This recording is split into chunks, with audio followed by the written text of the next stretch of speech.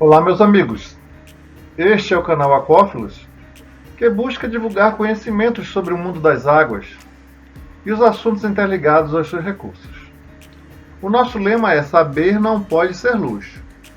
Hoje abordaremos o tema fluxo de energia. Para tratar disso, é impossível não falar em fotossíntese. Nunca é demais falar sobre isso, porque implica a nossa existência e a da maioria dos seres vivos.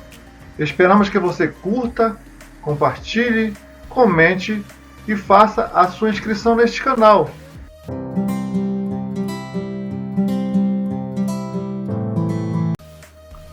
Fotossíntese é um processo físico-químico a nível celular realizado pelos seres vivos clorofilados, que utilizam dióxido de carbono e água para obter glicose através da energia da luz solar.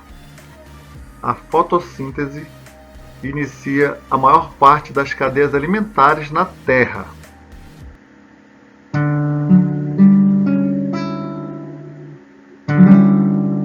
Luz do sol, que a folha traga e traduz.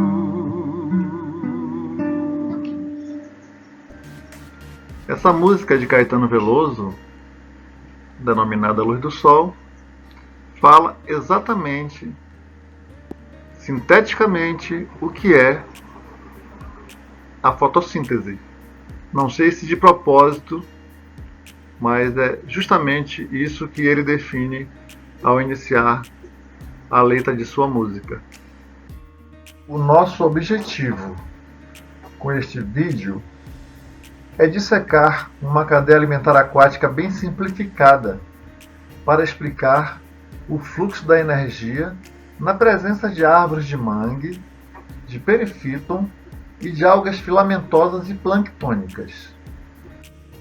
Aqui um ambiente com cobertura exclusiva de mangue, mas separado por um caminho provocado pela presença de humanos. E em qual forma você imagina que a biomassa do manguezal é incorporada na água, tornando-se assim um componente do fluxo de energia? Bem, primeiro, elas amadurecem e caem no solo inundado diariamente pela ação das marés. E ao longo do tempo, passam por um processo de degradação e decomposição, evoluindo da condição de matéria orgânica particulada para a matéria orgânica dissolvida. Em toda essa transformação, esse material sofre a ação de muitos agentes que se utilizam da energia produzida pelas plantas.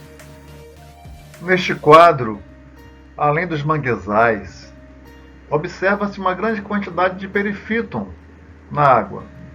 O perifíton também é aproveitado pelos seus consumidores no processo de fluxo de energia. Por ser em tese mais digerível do que as folhas das árvores, talvez passe por um processo de transformação em menor tempo do que as folhas, chegando assim mais rapidamente à condição de matéria orgânica dissolvida na água. E o que dizer então das algas filamentosas como fonte de energia?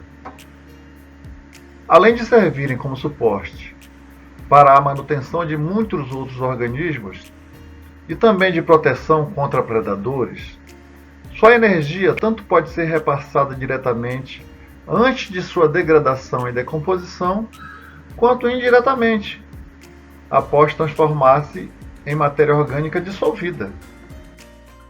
Bem, não podemos deixar de falar sobre as bactérias fototróficas. Elas também são produtoras. Elas também realizam fotossíntese.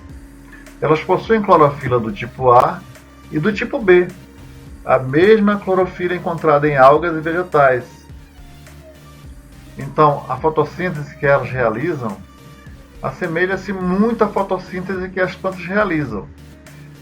Elas são tão importantes que pesquisadores acreditam que as proclorófitas sejam as maiores responsáveis pela produção de oxigênio dos oceanos. Dando sequência ao fluxo da energia produzida através da fotossíntese. Os círculos em vermelho representam o segundo nível neste caminho até os consumidores acima dos produtores. Aqui denomina-se o zooplâncton, isto é, os animais que flutuam nas águas e se alimentam das algas ou fitoplâncton, e os viajantes, termo relacionado aos insetos que se nutrem das seivas e diretamente das plantas aquáticas, tanto emergentes quanto submersas. Normalmente, estes animais que se alimentam diretamente dos produtores possuem enzimas capazes de quebrar as moléculas de celulose e assim aproveitam a energia diretamente dos produtores. Aqui temos representantes do zooplâncton que atuam diretamente sobre os produtores, no caso as algas, e também os insetos fitófagos, que se alimentam diretamente das plantas, e também uma folha predada por insetos. Vale salientar que o material digerido e excretado passa a fazer parte do fluxo de energia que se processa dentro da água. Bem, agora chegamos no terceiro nível da cadeia de fluxo de energia. Destacados nos círculos vermelhos, temos os predadores de zooplâncton e os predadores de zoobentons, que tanto podem ser os peixes comendo larvas de insetos e outros organismos bentônicos, como os crustáceos. Como exemplos dos ocupantes do terceiro nível da cadeia de fluxo de energia, nós estamos aqui mostrando peixes que se alimentam provavelmente do plâncton, tanto fito quanto zooplâncton, entre as raízes de suporte do mangue vermelho, e um caranguejo, destacado em uma outra foto, e que provavelmente alimenta-se de organismos que trabalham nas regiões bentônicas, também entre esses manguezais.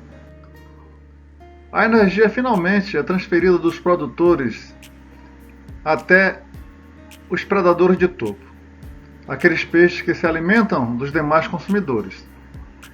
Desta forma, a energia produzida pelas plantas e pelos demais fotossintetizadores chega até eles, os quais passam a ter em sua constituição física um pouco da energia aproveitada pelos demais elos dentro de um fluxo de energia natural.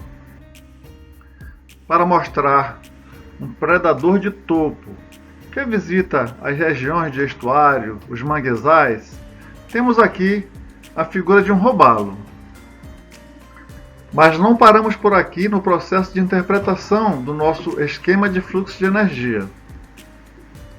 Como o meio aquático é muito dinâmico, não podemos esquecer do material que entra no ambiente aquático, que vem de outros ambientes, denominado alóctone, pelas constantes flutuações do nível da água, e também aquele que é produzido no próprio ambiente, chamado autóctone. Eles são inseridos no fluxo de energia na forma de matéria orgânica particulada e matéria orgânica dissolvida, POM e DOM, respectivamente, nesta cadeia. Estes componentes são de extrema importância no fluxo de energia aquático. Parte da energia também é dispersada para outros meios, como você consegue visualizar nos círculos pequenos em volta desta cadeia. Observe nesta gravação que a água está se movimentando, e nela os juvenis iniciais de peixes estão explorando os recursos alimentares. Este é o momento em que a maré está baixando e muitos organismos são inseridos no ambiente, neste processo, assim como ali já existe uma boa disponibilidade de material produzido no próprio meio aquático. Para concluir esta interpretação do fluxo de energia através de uma cadeia alimentar ou trófica, observe que todos os seus componentes estão direcionando suas setas para as bactérias. O que vai para elas, mas também para os protozoários e os fungos existentes no meio aquático, são os dejetos. Observe atentamente que destes organismos existem duas setas laterais em direção contrária às demais, uma em direção ao zooplâncton e outra em direção aos browsers. Desta forma, a energia é reutilizada. Ao processo de reaproveitamento da energia efetuado pelas bactérias, fungos e protozoários, denominamos alça microbiana. Para ilustrar os componentes da alça microbiana, temos aqui fungos, protozoários e bactérias. E também uma figura que mostra a abundância, o tempo de permanência na água e o tamanho das partículas, considerando-se fungos e bactérias no estudo. Verificou-se que os fungos inicialmente atuam nas partículas mais grossas em grande quantidade, e depois, à medida que o tempo passa, as partículas diminuem de tamanho, e aí as bactérias aumentam até um patamar máximo. Os fungos tendem a desaparecer nas partículas orgânicas mais finas ao longo do tempo. Caso você tenha interesse em aprofundar-se no tema, disponibilizamos aqui algumas referências bibliográficas. Espero que você tenha apreciado o tema abordado. Se você gostou, curta, comente, compartilhe ou inscreva-se, que será bem recebido ou bem recebida. Muito obrigado. Saber não pode ser luxo.